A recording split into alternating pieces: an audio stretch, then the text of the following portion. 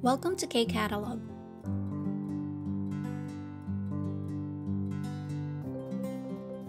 Level 3 Unit 9 Textbook, page 127. Sige, writing part na tayo. Number 1. 집주인이 나 관리 사무실에 집수리를 요청하려고 합니다. So sabi, sa homeowner daw. So again, no, 집주인, ibig sabihin po niyan is homeowner. May-ari ng bahay. Kunyari, nangungupahan ka. Or 관리 사무실. So ito naman is sa admin. Okay, so management office or admin. So, kung ikaw ay nakatira sa apartment dito sa Korea, ayan, meron silang tinatawag na 관리 사무실. So, dun daw sa homeowner o kaya sa management. So, magre-request ka daw. 요청하려고 합니다. You're planning to request. 요청하다, ibig sabihin to request, ng 집수리. So, pag sabing 집수리, ito yung kailangang i-repair sa bahay mo.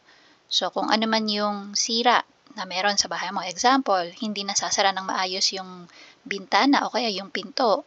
O kaya may tumutunog na naglalangit-ngit yung bintana. Yun, no, mga ganon. O kaya barado yung toilet bowl tapos hindi mo siya mapaayos on your own. Okay, so hingi ka ngayon ng request para ma-repair siya. So, 집수리 again, home repair, no? So, any issue or problem na na-encounter mo sa bahay. Tapos, ito, 요청할 내용을 메모해보세요. So, yung nilalaman daw ng request mo ay isulat, no, i-memo. So, dito yung question number 1, 어떤 문제가 있어요? So, ano yung problem? Ano yung pinaka-issue mo? Next, 언제부터 그런 문제가 생겼어요? So, 언제부터, kailan nag-start yung problem or yung issue? And then, 무엇을 요청할 거예요? So, ano yung pinaka-request mo? So, in detail, no, lalagay mo siya. Tapos, pag na-memo mo na siya dito, gagawin mo na ngayon na, sabi dito sa number 2 instruction, 위 내용을 바탕으로 집주인이나 관리사무실에 수리를 요청하는 글을 써보세요. So, ang sabi, based dun daw sa sinulat mo na memo, no, sa taas. So, write a letter. Yan, sulat ka daw ng letter. So, dito, via email, sulat ka para nga makapag-request ka ng repair, no, dun sa iyong landlord or sa management office. So, dito, Badnan Saram, nakalagay na yung email address. So, Diobil Kwali Samushil. So, kunyari, yan yung email address. Tapos, Gemok. So, lalagay ka ng title dito. Gemok means title. So, gawan muna natin yung nandito sa taas, no? So, ito yung ginawa kong example. Maiksi lang yung example natin this time. Sinimplehan lang natin. So, again, 어떤 문제가 있어요? So, yung question, sinagot ko, ang ginawa kong issue kunwari is yung 전등이 나갔어요. So, maalala nyo sa vocabulary part ng Unit 9, may ganitong klase ng expression, no?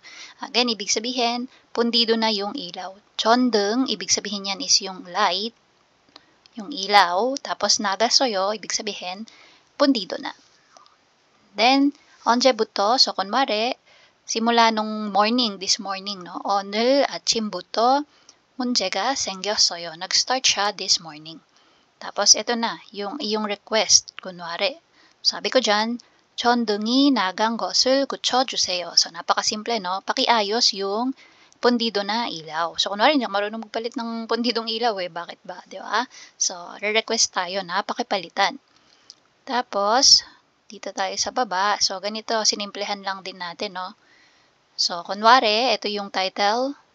So, nilagay ko yung unit nung tinitirhan or inuupahan ko kunwari. So, sabi ko dyan, 301호 수리 요청을 드립니다. So, again, ibig sabihin yan, requesting for repair sa unit 301. Tapos, ito, simple lang. Sabi ko, 안녕하세요, 301호입니다. 오늘 아침부터 안방 전등이 나갔습니다. 빠른 시간 안에 해결해 주시면 감사하겠습니다. Okay? So, dito, nag-greet muna ako. Sinabi ko kung ano yung unit ng aking tinitirhan or inuupahan. And then, sabi ko nga, this morning, yung ating ilaw, okay, doon sa anpang. So, ano yung ibig sabihin ng anpang? Ito yung master's bedroom. Okay, yung pinakamalaking room, no? So, master's bedroom.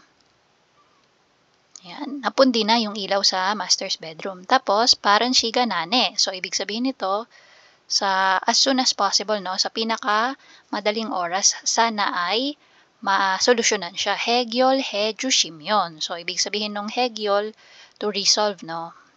So, I hope ma-resolve siya as soon as possible. Tapos, yung last one, ito na, no, 감사하겠습니다. So, parang sinasabi, I'll be thankful, no, or thank you if it will be resolved as soon as possible. So, ganun lang yung ating email, no? Mabilis lang, simple lang yung ginawa natin this time. So, that's for writing part. And that's it. If you find this video helpful, please hit the like, share, and subscribe button. So I still hope to see you in the upcoming videos, and again, thanks for watching.